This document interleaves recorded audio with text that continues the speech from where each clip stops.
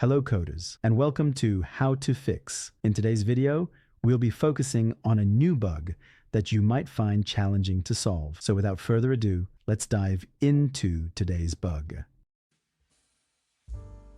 Now, let's execute code 1 to generate the error and observe what happens.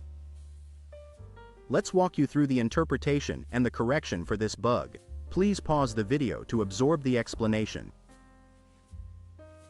Let's adjust the code now and watch the outcome it yields.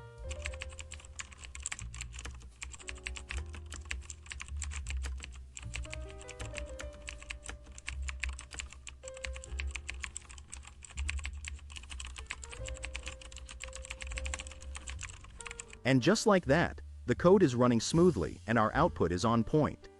The bug has been squashed. That concludes today's video. If you found this tutorial useful, be sure to give us a thumbs up and subscribe to our channel for more troubleshooting videos. Remember, stay inquisitive, keep learning, and happy debugging, folks.